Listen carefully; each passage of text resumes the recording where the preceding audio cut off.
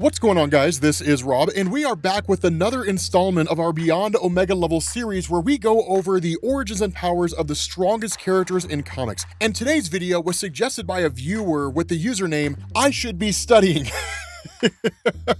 Which is amazing. And this might be the first character we've covered that has actually been canonically, I always have a hard time pronouncing this word, that has actually been officially designated as explicitly being beyond Omega level in Marvel Comics. Something that a lot of you guys may not know. Oftentimes, when it comes to a character being considered beyond or beyond Omega level, they're not often inferred or directly stated as being that level of power. It's more the things they've done with the power they have that puts them in that category. But while this character has the potential to be the greatest threat the Marvel Universe has ever seen, he has an incredibly boring name, Alpha. So Alpha was created by Dan Slott and Humberto Ramos and first appeared in Amazing Spider-Man number 692 in 2012. Now in this issue, we're introduced to a student at Midtown High named Andy Maguire, named after the two actors who had played Spider-Man at that point in time, Andrew Garfield and Tobey Maguire. Now Andy is largely ignored by his parents and is basically your average student. He's not especially smart or athletic or even popular. But one day he forges his father's signature on a permission slip and goes on a field trip to Horizon Labs, where Peter Parker shows off his new discovery, which he's humbly named Parker Particles.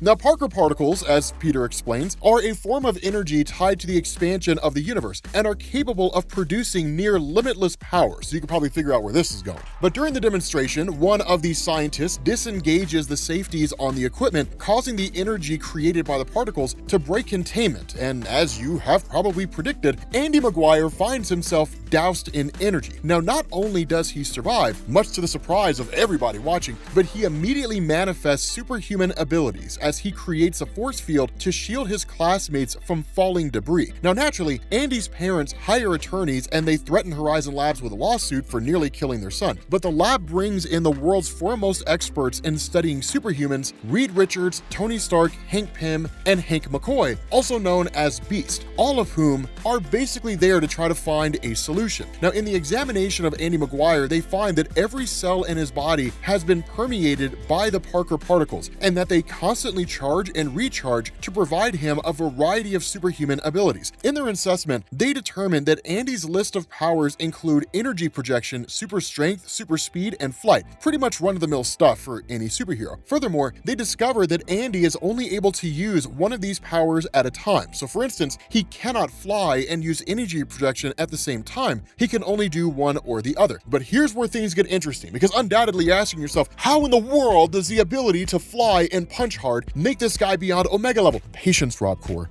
Patience. So here's where things get interesting. As Reed Richards tells Peter that over time, Andy's powers will continue to grow, this is because they are tied to the universe itself, and the universe is constantly expanding. Reed even says that while the Hulk, the Sentry, and the Phoenix Force are designated as Omega level threats, that Andy goes beyond that and will eventually become the first ever Alpha level threat, which doesn't really make sense from a naming perspective because Alpha comes before Omega in the Greek alphabet. And also, when clarifying mutants, Alpha level mutants are already a thing, and they're not as powerful as Omega level mutants, but whatever. The point is that Andy Maguire is stated to be beyond an Omega level threat, so we don't even have to debate whether or not he belongs on this list because we know he does. Marvel told us he does.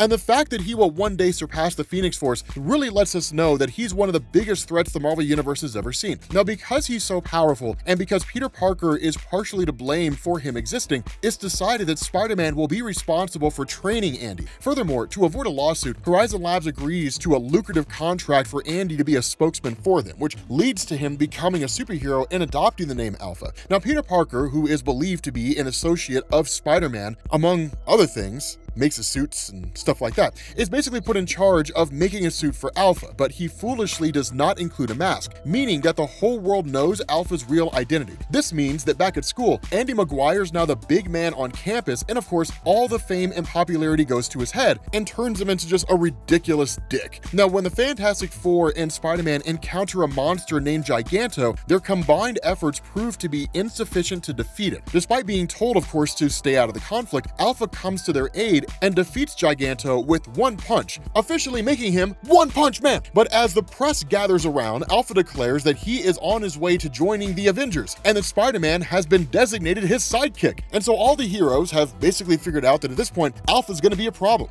Now, Alpha continues to become an increasingly horrible human being, and he, his family, his lawyer, and a girl that he was cheating on his girlfriend with are all kidnapped by the Jackal, who clones Alpha, but the clones don't have Alpha's power since his DNA was not actually altered. Now, after being rescued, Alpha kills his clones and decides he's had enough of being mentored and moves to New York to increase his celebrity status. This, of course, leads to Peter Parker to decide that something has to be done about this guy. So as Peter searches for a way to rid Alpha of his powers, the Earth is attacked by a villain named Terminus. But this guy draws the attention of the Avengers, including Thor, Captain Marvel, Vision, Iron Man, and Captain America, and even with all that power, they're unable to defeat Terminus. Naturally, of course, they turn to the biggest weapon they have, which happens to be Alpha, who shows up and starts pelting Terminus with energy blasts. Now, even though this is effective in defeating Terminus, the energy that's deflected in battle knocks several planes out of the sky, including one with Aunt May on board, because, you know, what's a Spider-Man story if Aunt May's life's not in jeopardy?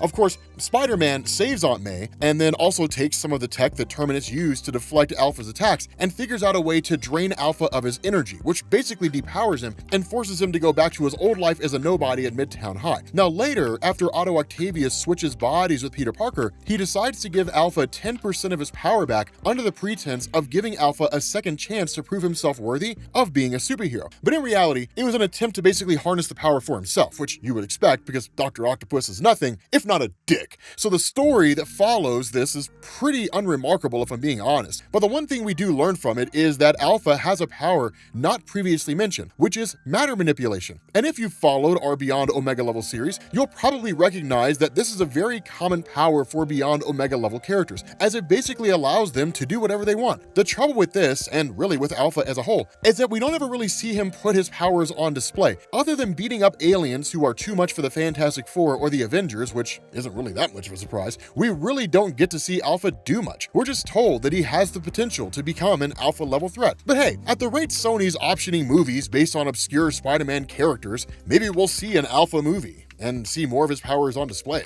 I have no idea. You debate in the comments whether or not it's a good idea that Sony's doing this. But let me know what you guys think. Right? Do you guys think that we should see more of this character in comics? Or do you think he's one of those examples of a character who's just better left out of the picture, right? Like, it's cool. He'll become really powerful one day, and that's all we need. With that being said, guys, we're going to bring this to an end. Let me know what you guys think. As always, make sure you leave a comment down below for characters you want to see, and I will catch you all later. Peace.